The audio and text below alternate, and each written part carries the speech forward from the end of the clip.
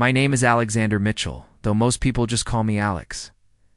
I never imagined that a simple basketball injury would completely change my life, leading me to find love in the most unexpected place, a hospital operating room. I'm 28 years old, working as a financial analyst in Boston, and basketball has always been my escape from the stressful world of numbers and market forecasts. Every Thursday evening, I played with a group of friends at the community center.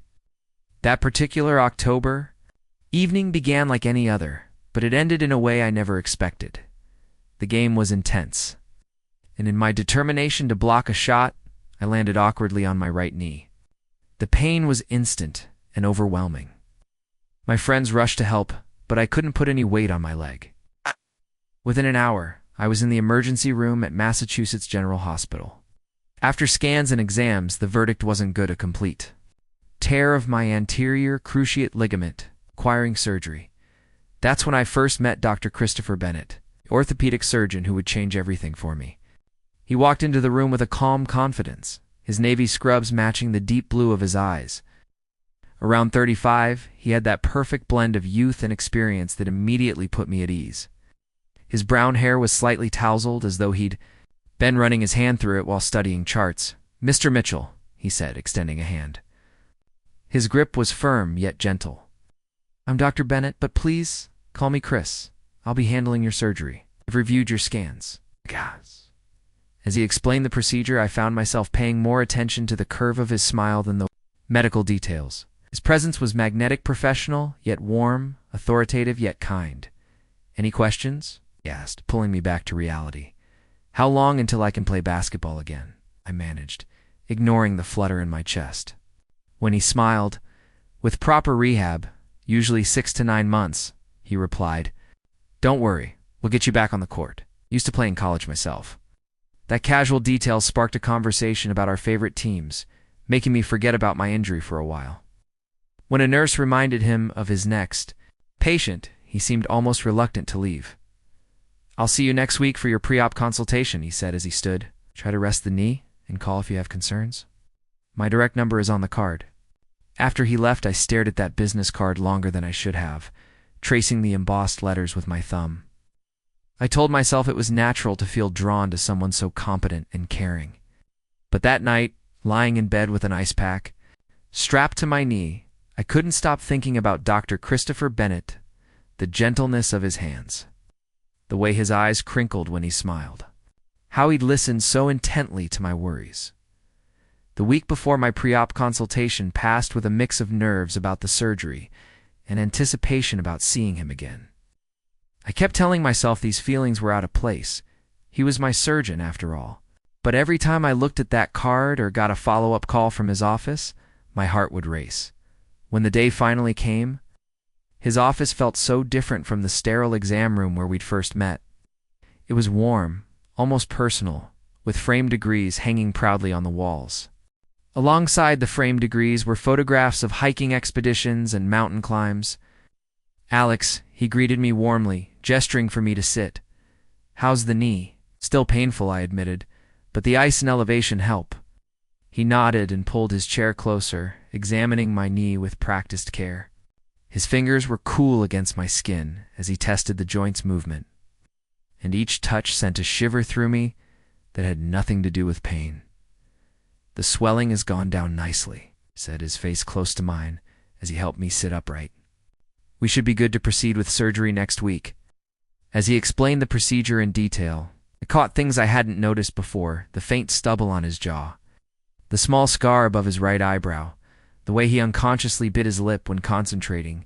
"I noticed you like hiking," I said, nodding toward the photos. His expression brightened. "Love it. There's something peaceful about being on a mountain trail." "Do you hike?" Sometimes I replied, glancing at my knee. "Though I might need to stick to less risky hobbies for a while." He laughed, and the sound made my stomach flip. "Well, once you're recovered, maybe I can recommend some trails ones that won't land you back here." Was he flirting? No, surely it was just friendliness. But the way his eyes lingered on mine made me wonder. "I'd like that," I said, trying to keep my voice steady. The day of surgery came faster than I expected. Lying on the pre-op bed, I tried to calm my nerves. Chris appeared in surgical scrubs, looking more serious now, but no less captivating. "Ready?" he asked, checking my chart. "As I'll ever be," I tried to joke, though my voice betrayed me. He must have noticed, because he placed a reassuring hand on my shoulder. "You're in good hands, Alex, I promise." In the operating room, as the anesthesia took hold, the last thing I saw were Chris's blue eyes above his mask. And the last thing I heard was his voice. "Sweet dreams, Alex." When I woke in recovery, groggy and disoriented, he was there checking my vitals. Through the haze of medication, I thought I felt his hand brush gently through my hair, but I couldn't be sure if it was real or just a dream. "Surgery went perfectly," he said softly. "Rest now. I'll check on you later." The next few days blurred into a cycle of medication, physical therapy evaluations, and regular visits from Chris. Each time he came by, he stayed longer than necessary. Our conversations drifting from my recovery to more personal things. I learned he had grown up in Seattle, moved to Boston for medical school at Harvard, and decided to stay. He'd once been married briefly after residency, but it ended amicably when they realized they wanted different paths. Now, he lived alone, with his golden retriever, Max, spending his free time either hiking or reading medical journals, though lately, he admitted during one visit. During one evening checkup, he admitted with a smile, "Lately, I've been more interested in financial markets." The way he looked at me when he said it sent my heart racing. On the day of my discharge, Chris came to my room with paperwork. "I've scheduled your follow-up appointment for next week," he said, handing me the form. Then he paused, reaching into his pocket. "But if you need anything before then," pulled out a card different from the official hospital one he had given me before. "This is my personal number. Anytime." Our fingers brushed as I took the card, and neither of us pulled away immediately. The moment stretched, charged with unspoken possibility. "Thank you," I managed. "For everything." "Just doing my job," he replied softly, though his eyes suggested something far more personal. The week at home was difficult. Physical therapy exercises left me sore, and even simple tasks were exhausting. But what truly kept me awake at night was the thought of Chris. More than once, I picked up his card, tempted to call or text, only to set it back down. Then, 3 days before my follow-up, I had a rough therapy session that left my knee throbbing, despite the pain medication. Without overthinking it, I finally sent a message. "Dr. Bennett, more pain than usual after PT today. Normal." Alex's reply came within minutes. "Call me, Chris. And yes, it's normal as you increase activity, but I'd like to check it. Kim. You come in tomorrow instead of waiting?" The next morning, I was back in his office. He examined my knee carefully, his touch professional, yet somehow more personal than before. "The pain is from overworking the muscles," he explained. "We'll need to adjust your PT schedule." His hand was still on my leg, his thumb absently tracing small circles against my skin. "Have you been eating properly? Getting enough rest?" "Trying to," I admitted. "It's hard managing. Alone." He looked up, concern clear in his blue eyes. "No family nearby?" "No, they're all back in Chicago. My friends help when they can, but they work during the day." He was quiet for a moment, his hands still resting where they were. Then he said, "I could stop by after my rounds tomorrow. Bring dinner. Make sure you're doing the exercises correctly." My heart pounded. "Isn't that a bit beyond your duties as my surgeon?" "Probably," he admitted with a small smile. "But I'm worried about you as your doctor, of course." "Of course," I echoed, trying to hide the hope rising in my chest. "Then yes, that would be helpful." The next evening, my doorbell rang precisely at 7. Chris stood there in jeans and a navy sweater that made his eyes look even bluer, holding takeout bags from an upscale Italian restaurant. "I remembered you mentioning you love Italian food," he said as he stepped inside. Outside the hospital, he looked different more. He seemed more relaxed, yet there was a trace of nervous energy about him. We ate at my small dining table, talking about everything except my knee. He shared stories of his latest hiking trip, and I told him about life back in Chicago. The conversation flowed easily, with smiles and lingering glances filling the quiet spaces between words. After dinner, he insisted on checking my exercises, Show me your routine, he said, moving some furniture aside in the living room. I lay on the exercise mat, acutely aware of his presence as I went through the motions. His hands occasionally guided my leg, adjusting the angle. Your form is good, he said softly, his hand lingering on my calf longer than necessary. But you're tensing here. His fingers moved gently to my thigh, showing me where to relax. The touch sent sparks through me. Our eyes met, and the professional distance we had been keeping began to crumble. Chris, I whispered, unsure what I was asking for. He slowly pulled his hand back, running a hand through his hair. I shouldn't, he muttered. This is incredibly unprofessional. What is? Yeah, sitting up to face him, being here. Wanting to be here. It's thinking about you since you first came into my ear. He stood and began pacing. You're my patient, Alex. There are ethical guidelines. I pushed myself carefully to my feet. And after I'm no longer your patient? He stopped pacing, turning to me with an intensity that made my breath catch. After that, I'd very much like to take you to dinner. Properly. Not as your doctor. How long? Until I'm officially recovered. I asked, stepping closer. 3 months post-surgery is usually when I clear patients, he said, his voice tight. 2 months and 1 week to go, I murmured, now standing close enough to feel the warmth of him. That's a long time, Alex. He breathed, and I could see his control slipping. I should go. You should, I agreed, though neither of us moved. For a moment we stood there, the air heavy with possibility. Finally, with visible effort, he stepped back. I'll see you at your next appointment, he said, gathering his things. At the door, he glanced back. 2 months and 1 week?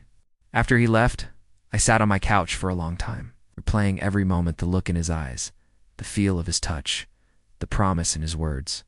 2 months and 1 week suddenly felt like forever. The following weeks were a quiet kind of torture. Our checkups were charged with unspoken tension. Chris kept things professional, but his hands lingered, his gaze held mine too long, and sometimes I caught him watching me with an intensity that stole my breath. During one appointment, as he tested the range of motion in my knee, his fingers brushed the sensitive skin behind it. I gasped softly. His eyes flicked up to mine. Painful? He asked, his voice rough. No, I managed, my voice unsteady. Not painful. He cleared his throat and moved his hands quickly, though I saw the color rising in his neck. We started. Texting often. Always began with medical updates but drifted into personal territory.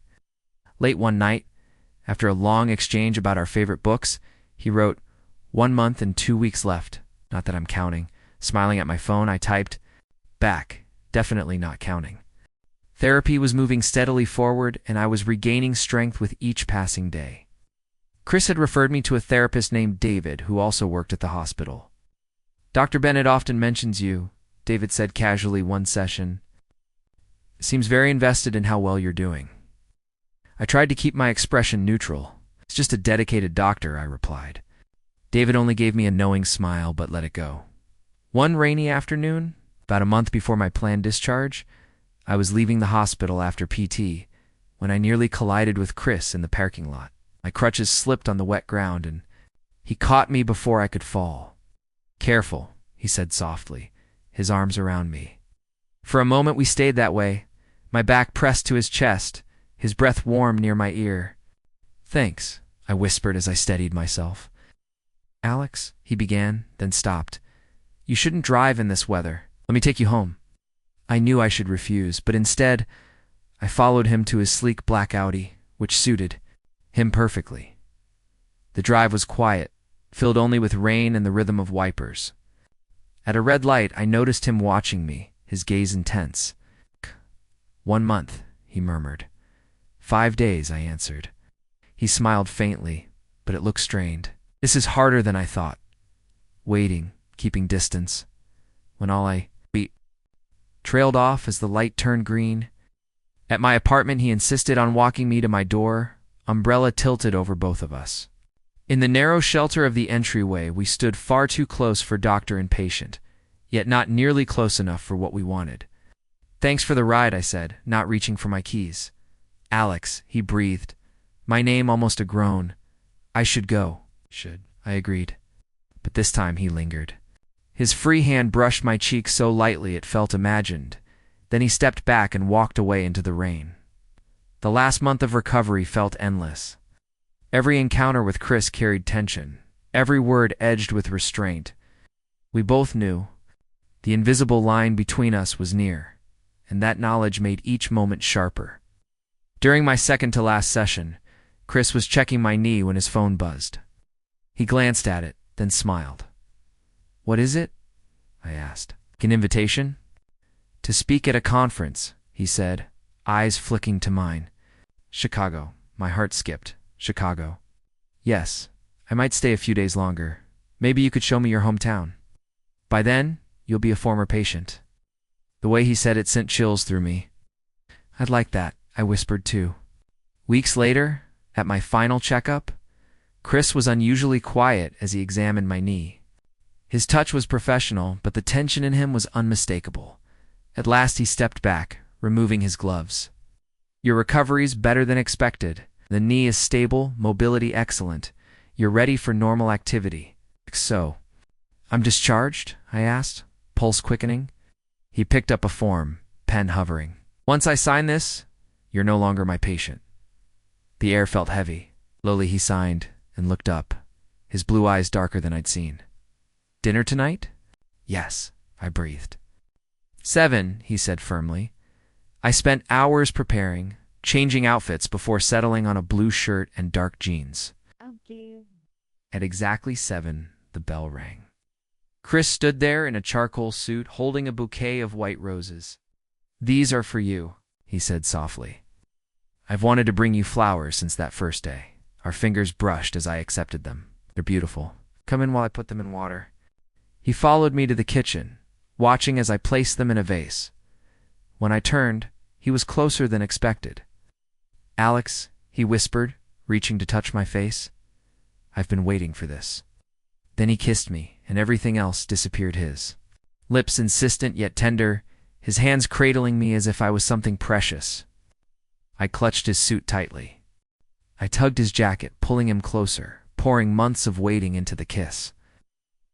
When we finally parted, both of us were breathing hard. Chris leaned his forehead to mine, his thumb brushing my cheek. "We should get to dinner," he whispered.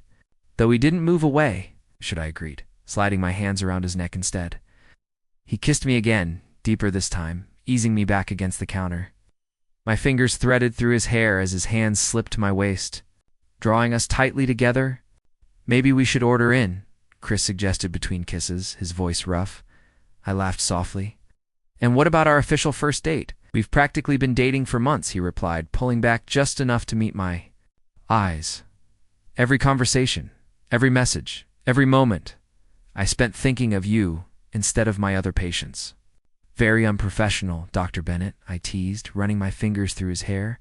His eyes darkened. "I'm not your doctor anymore," he reminded me, leaning to kiss my neck. "And I've been holding back for too long." We did end up ordering from the same Italian place he'd brought food from months earlier. On my couch we ate, laughed, and stole kisses between bites. It felt brand new, yet deeply familiar. "I have a confession," Chris said later, curled beside me. "I nearly asked to transfer your case to someone else." "Why didn't you?" I asked. "Because I couldn't bear not seeing you," he admitted. "Even if it meant waiting, even if it meant fighting the urge to touch you, to kiss you."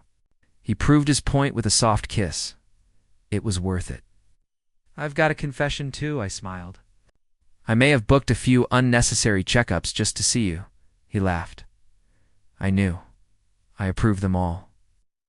As the night wore on, neither of us wanted it to end.